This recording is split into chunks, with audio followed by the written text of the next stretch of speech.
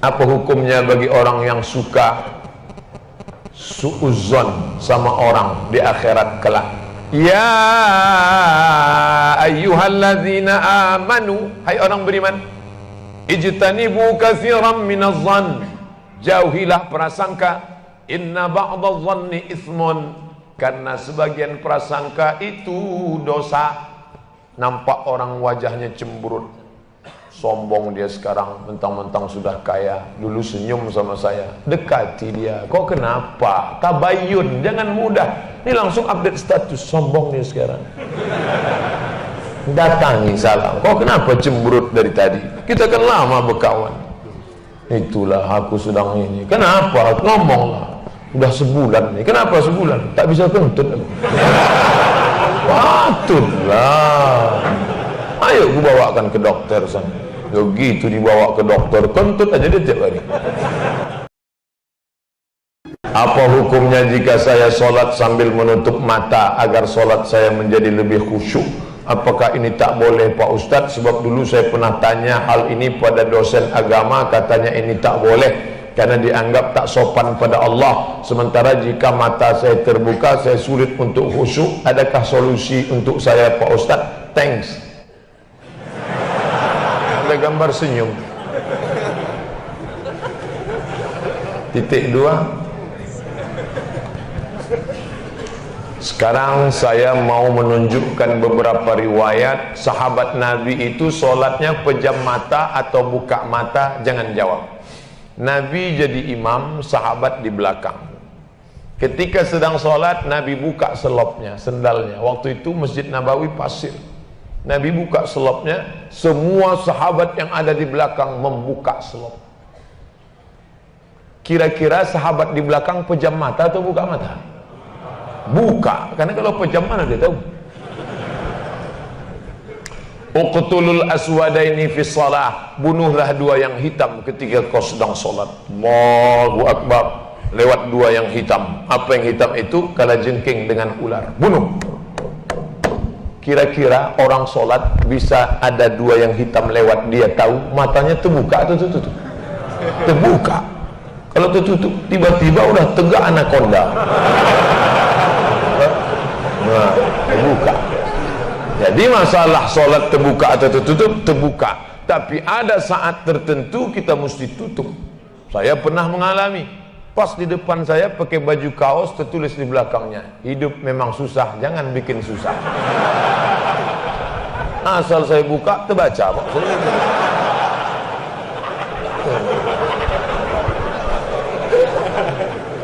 Jangan sholat ke masjid pakai baju bergambar-gambar, bertulis-tulis, pakai baju polos.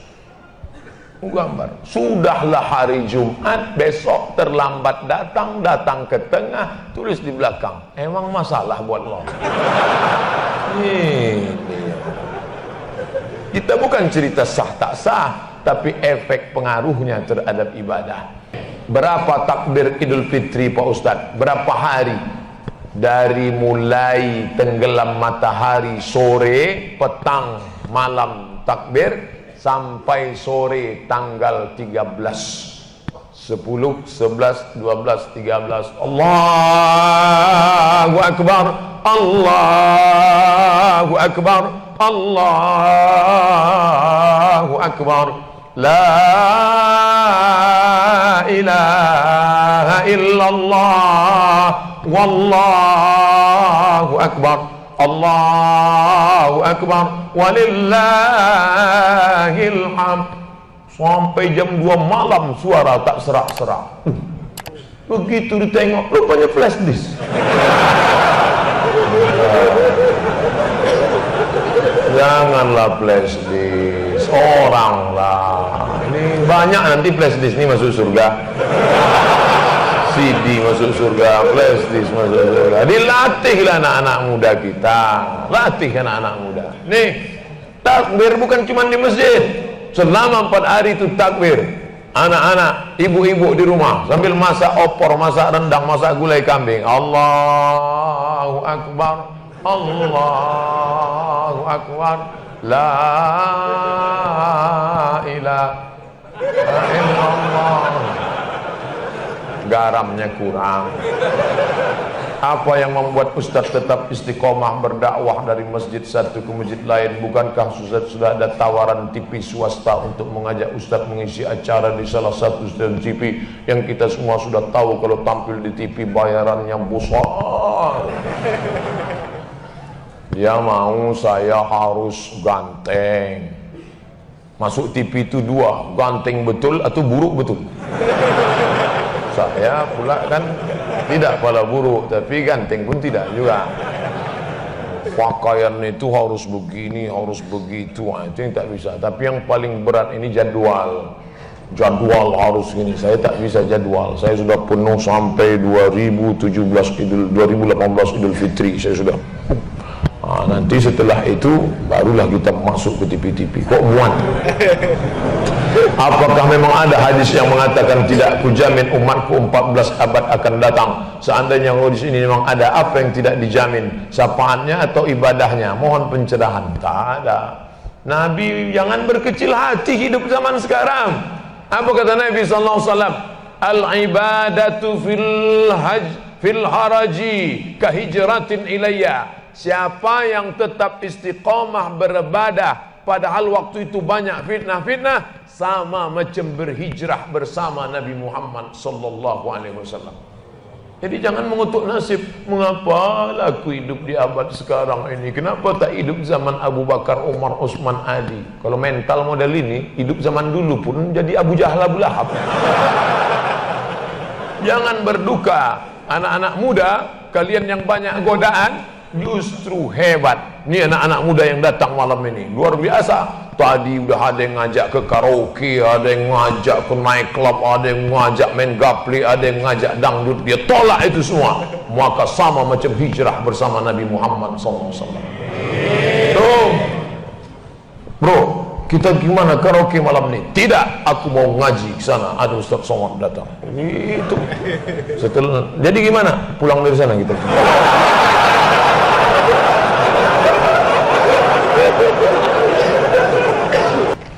Apa pendapat dan nasihat Ustaz untuk umat Islam yang akan mengkonsumsi obat-obatan sedangkan hasil rilis Menkes RI obat yang beredar di Indonesia rata-rata bercampur dengan enzim babi, bahkan tak ada label halal dari MUI.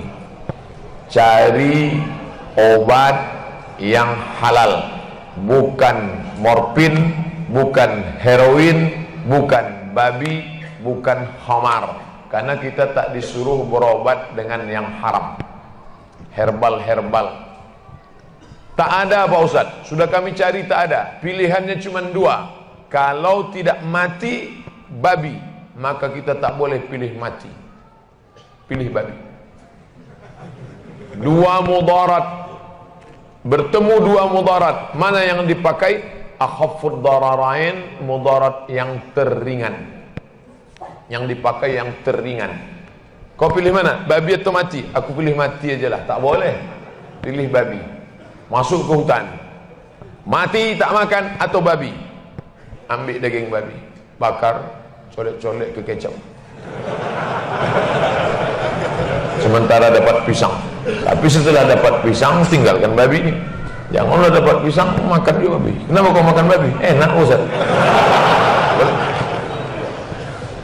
Saya kurang khusyuk dalam sholat berjamaah sebagai makmum karena saya tahu imam yang memimpin sholat kami seorang perokok berat, dan saya yakin hukum merokok menurut ulama besar dunia haram. Apa yang harus saya lakukan Pak Ustaz? Merokok menurut Syekh Muhammad Nasir Farid Wasil Mufti Mesir haram.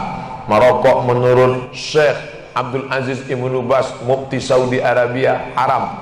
Merokok menurut Muhammadiyah haram. Merokok menurut Majelis Ulama Indonesia haram bagi ibu hamil, ibu menyusui, orang tua, anak-anak, orang sakit haram. Adapun bagi orang yang tidak masuk kategori ini maka makruh. Ustaz condong kemana? Saya tak merokok, saya condong kepada haram. Nah, jadi kalau bapak ini berkeyakinan rokok itu haram, maka dia tak mau berimam kepada imam, dia anggap imam itu fasik. Apa hukumnya berimam kepada imam yang fasik? mazhab Maliki, mazhab Syafi'i, mazhab Hambali boleh berimam kepada fasik. Yang tak membolehkan berimam kepada fasik mazhab Hambali. Begitu dalam kitab Al-Fiqhul Islami wa Adillatuh.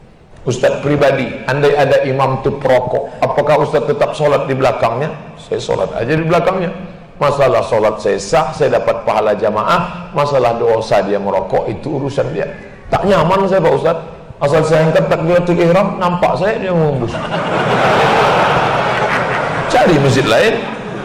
Banyak masjid berserak-serak di Batam ni. Bukan tak ada masjid lain. Kan macam zaman dulu sekampung satu masjid. Masjid sana, masjid sana.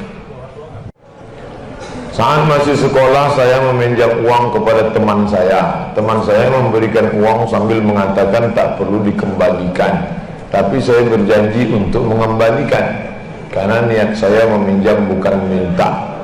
Tapi sebelum sempat mengembalikan, teman saya sudah pindah sekeluarga ke luar negeri. Saya tak tahu keberadaan keluarganya lagi. Bagaimana saya harus lakukan Pak Ustadz? Pertama, hitung duit itu berapa, tahun berapa. 100.000 Pak Ustadz, tahun berapa? Tahun 80. 100.000 tahun 80 itu kira-kira berapa gram emas? Karena zaman Nabi mata uang itu dinar. Tak sama harga 100.000 tahun 2017 dengan tahun 80. Setelah dapat disimpulkan, oh 5 gram emas, berarti 5 gram emas sekarang kali 500.000 sama dengan 2,5 juta. Maka uang 2,5 juta tadi diserahkan ke lembaga masalih ammah, maslahat umum, MDA, sekolah agama, pondok pesantren, masjid, panti jompo, panti yatim. Serahkan. Ini uang 2,5 juta. Uang apa nih Pak? Ambil je lah, saya tanya-tanya. Apa hukumnya minjam duit kepada toke untuk berangkat umroh, membayar hutang dengan toke dengan cara menjual kelapa kepada toke dengan harga lebih murah dibanding kita tidak berhutang kepadanya dan membayarnya secara berangsur.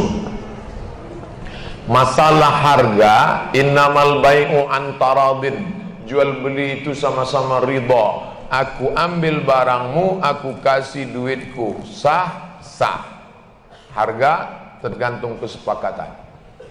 Masalah minjam uang untuk berangkat umrah, haji, kurban, boleh apa tidak?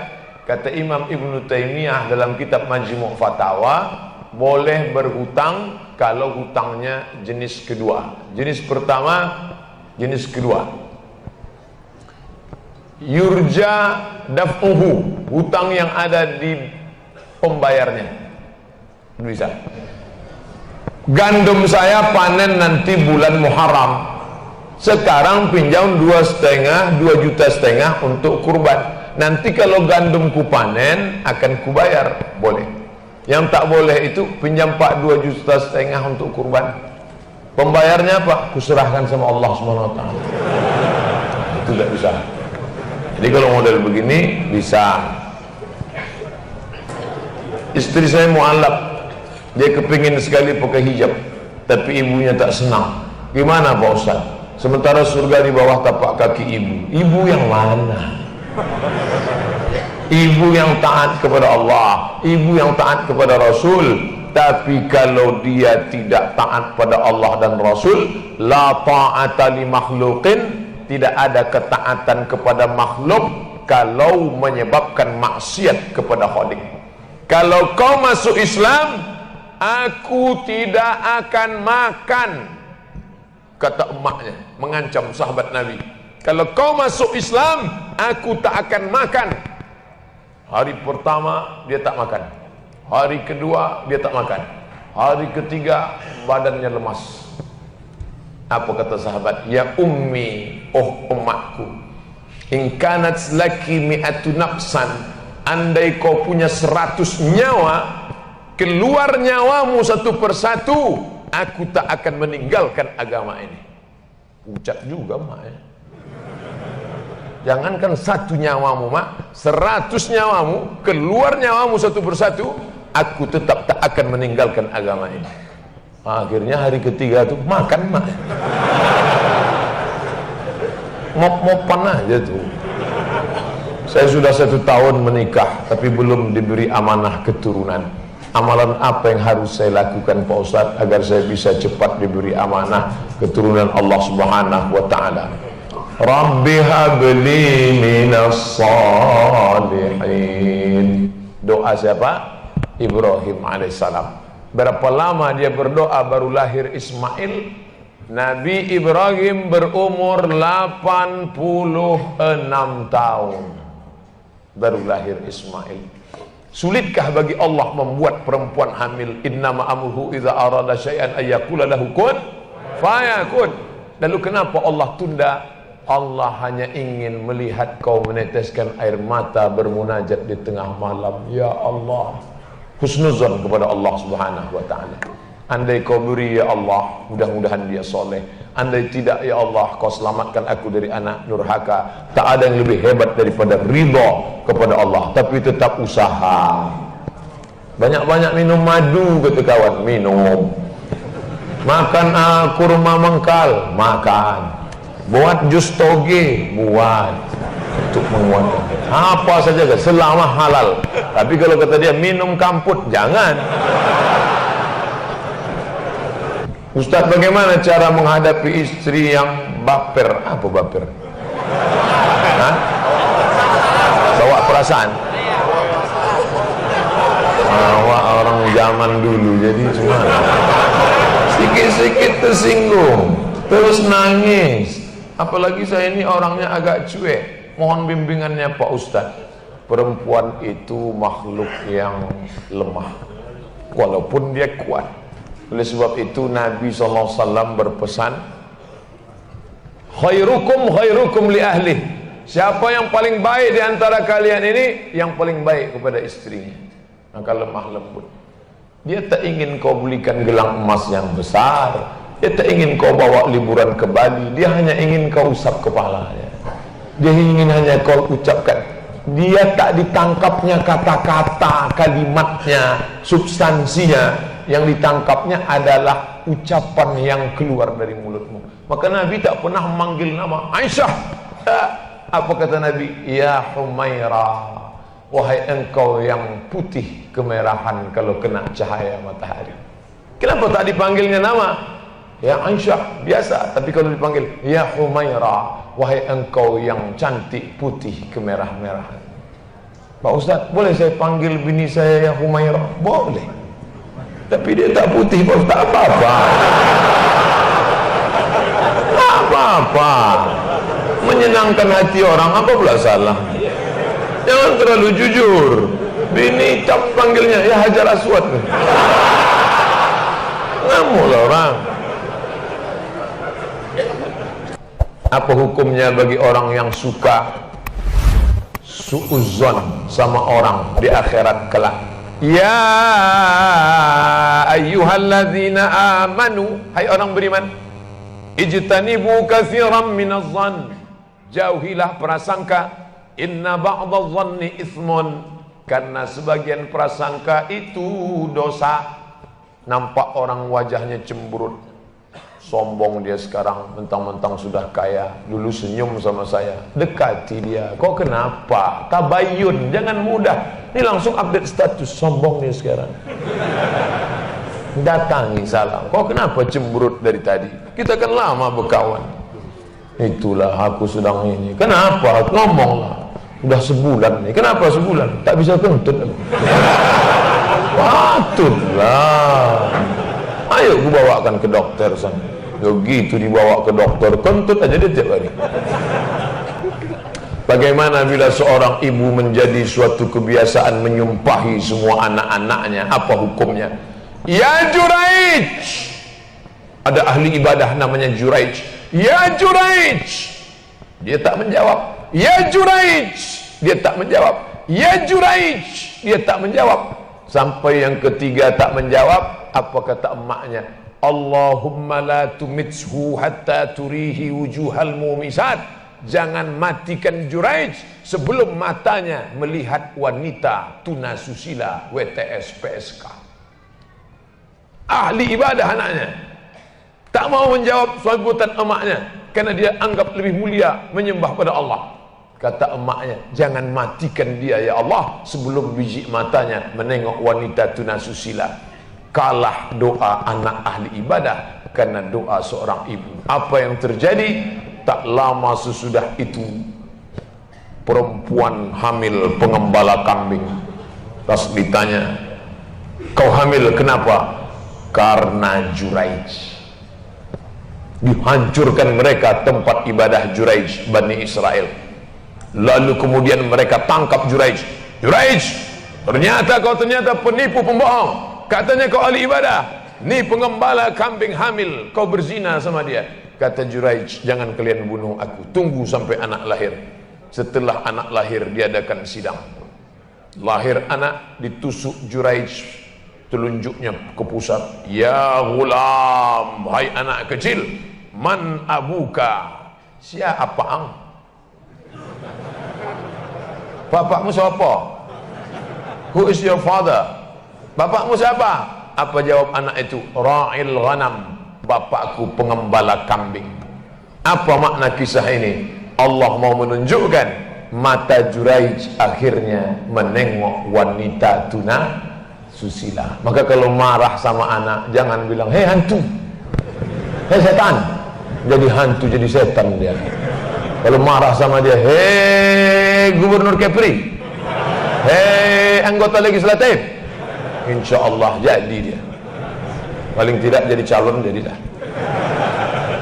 Bagaimana sikap kita menghadapi teman yang taklid buta terhadap suatu tokoh yang sudah jelas-jelas melenceng dari sudut pandang Islam, bahkan dia selalu menyudutkan ulama lain yang mengkritik tokoh pujaannya.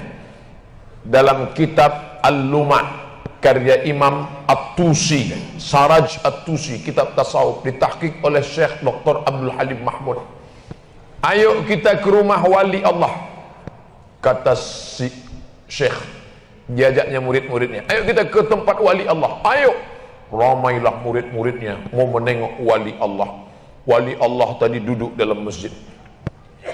Inilah dia wali Allah yang mau kita tengok. Lalu si wali Allah tadi meludah dalam masjid. Maka saat itu juga Syekh mengatakan, ayo kita tegak, kita tinggalkan dia. Dia bukan wali Allah, dia wali setan. Kenapa begitu Syekh? Karena dia meludah dalam masjid bertentangan dengan syariat. Idza ra'aita ar-rajul, kalau kau tengok ada orang yamshi 'alal ma', bisa berjalan di atas air, yatiru fil hawa, bisa terbang di atas awan, la taghtar, jangan kau tertipu karena setan bisa melakukan itu. Tapi pandanglah bagaimana istiqomahnya. Jangan terpukau karena dianggap wali Allah. Jangan terpukau karena dia adalah profesor, doktor, insinyur, kiai, haji, buya. Jangan terpukau karena dia terkenal di YouTube, fanpage, Twitter, BBM, WhatsApp. Tapi pandanglah istiqomahnya sholat berjamaah. Pandangnya dalam amar ma'ruf nahi mungkar. Kalau kau sesuai dengan Quran dan Sunnah, ku ikuti. Tapi kalau tidak, ku tinggalkan. Ada rule of the game, ada aturan. Jangan taklid fanatik buta. Saya pernah mendengar cerita tentang manusia masuk surga dan neraka. Di antaranya kisah tentang wanita tunasusila pelacur yang masuk surga karena menolong seekor anjing. Kisah seorang yang masuk surga tapi belum pernah sholat dan sujud, orang masuk surga dan neraka karena seekor lalat. Pertanyaan saya, apakah saat ini sudah ada umat Nabi Muhammad atau manusia yang sudah berada di surga neraka? Bukankah manusia akan masuk surga neraka setelah hari kiamat? Kisah tentang seorang perempuan WTS membuka sepatunya, sepatu kulit, dimasukkannya ke dalam sumur, dituangkannya ke anjing yang menjulurkan lidah. Bukan umat Nabi Muhammad, tapi cerita tentang Bani Israel. Allah mengampunkan dia dan dia akan masuk surga. Apakah di surga itu sekarang sudah ada orang di dalamnya? Nabi Muhammad dulu masuk ke surga untuk apa? Meninjau-ninjau, menengok-nengok. Orang yang soleh meninggal rohnya masuk ke dalam burung paruh warna hijau. Burung itu terbang ke sana kemari. Buka kitab Ar-Ruh, ditulis oleh Imam Ibnu Qayyim Al-Jauziyah. Bapak, ibu, adik-adik, kalau mau baca kitab tentang surga, neraka, alam barzah, dua kitab. Pertama At-Tazkirah Imam Al-Qurtubi, Ar-Ruh Imam Ibnu Qayyim Al-Jauziyah. Ada orang-orang dibawa singgah ke surga jalan-jalan. Ini pemukiman, real estate, rumah mewah. Nanti akan ditempati 1 Januari 2018. Tapi sebelum itu orang boleh jalan-jalan, nengok, survei-survei dulu. Makanya orang mati syahid wajahnya senyum. Kenapa orang mati syahid wajah senyum? Karena sebelum nyawanya keluar, malaikat sudah mengepakkan sayapnya. Di situ nampaknya kau akan mati, kau tinggal di lorong blok C nomor 15. Senyum dia. Nah, ini kita sekarang jangankan tempat surga, parkir pun payah. Bila kita sudah menyuruh anak mengaji sekolah, tapi si anak masih bandel dan terjerumus ke lembah narkoba, apakah kita disebut gagal mendidik anak? Kalau hendak membentuk buluh bambu, biarlah dari rebung. Rebung yang putih dibentuk melengkung, melingkar, membulat, memetak. Tapi kalau dia sudah keras, hanya dua kemungkinan. Kalau tidak dia patah, kepala kita pecah. Oleh sebab itu jaga. Sudah dimasukkan ke pesantren, lari. Sudah diberikan Quran pondok tahfiz, cabut. Sudah dididik tak juga Pak Ustadz. La yukallifullahu nafsan illa wus'aha. Allah tak membebani kita lebih dari kemampuan kita. Mudah-mudahan anak-anak kita soleh solihah insyaallah. Imam dengan satu makmum perempuan yang bukan mahram, apa hukumnya? Menimbulkan fitnah. Da'ma safa khuzma safa, da'ma kadar, tinggalkan yang buruk karena akan menjadi fitnah. Anak tinggal di masjid, anak muda datang pula mahasiswi jadi makmum di belakang, ditengok sama orang, menjadi fitnah. Siapa tu? Pacaran, difotonya pula. Ada orang sedang salat di masjid, ini orang mau fitnah kita. Maka kalau begitu keadaannya. Tapi kalau imam ni sudah tua, tak nampaknya lagi mana gadis mananya. Bismillahirrahmanirrahim. Datang kebetulan mahasiswi, tak apa-apa. Tapi kalau menimbulkan fitnah, namanya sadduz zari'ah, menutup pintu celah fitnah. Lebih baik dia tinggalkan. Bagaimana pandangan Islam yang baik dalam mencari pendamping hidup seorang istri? 4 orang Pak Ustaz, sifatnya 4. Tungkahul mar'atu li arba', perempuan dinikahi karena 4. Apa yang pertama? Lima liha, karena kaya. Kenapa kau nikahi dia? Gimana lah Pak Ustaz, aku tengok cincinnya 3 biji.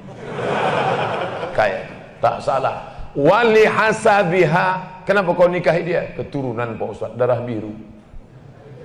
Payah kemarin waktu cari donor darah, biru darah. Yang ketiga, wali jamaliha, karena cantiknya. Rambutnya bak mayang terurai, pipinya bak pauh dilayang, alisnya bak semut beriring, bibirnya bak delima merekah. Sesuai. Walidiniha, karena agamanya. Fasfar bidzatiddin, pandang karena agamanya. Kau nikahi karena sukunya. Berapa banyak orang melanggar pantangan suku, dipecat dari suku. Kau nikahi dia karena kayanya, hartanya hilang melayang, kau tak suka lagi. Kau nikahi karena bentuk rupa, perempuan bagaikan bunga kuntum mekar, setelah itu layu, semuanya layu, dia akan berubah. Nikahilah karena agamanya.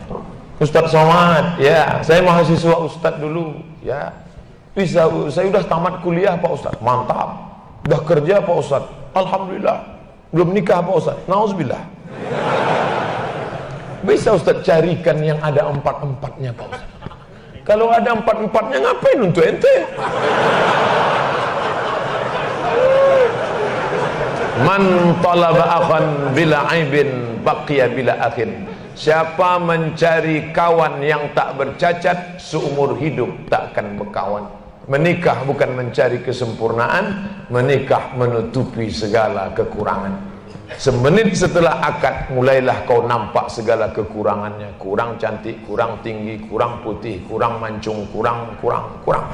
Maka setelah nikah, kau tutupilah segala kekurangannya. Setelah dapat, inilah dunia akhirat Pak Ustaz. Jangan lagi matamu liar kemana-mana. Kalau laki-laki sudah menikah, nampaknya perempuan cantik di jalan, pulanglah ke rumah. Apa yang ada pada perempuan di jalan itu ada juga di rumah, walaupun bentuknya agak lain sedikit. Bagaimana Ustadz menjaga kesehatan begitu jadwal padat? Tadi masuk WA ke sahabat kita, apa kata dia? Kalaulah Ustadz Somad itu made in Jepang, sudah lama rontok. Lalu apa yang Ustadz minum, apa yang Ustadz makan? Semuanya doa jamaah. Cobalah tengok di YouTube, di Twitter, di Facebook, di BBM, doa jamaah, amin, amin, amin, amin, amin. Semoga Ustaz sehat, semoga Ustaz istiqomah, semoga doa menumpang tuah pada doa, mulut-mulut, tangan-tangan yang soleh. Mudah-mudahan kita bersatu dalam kebaikan.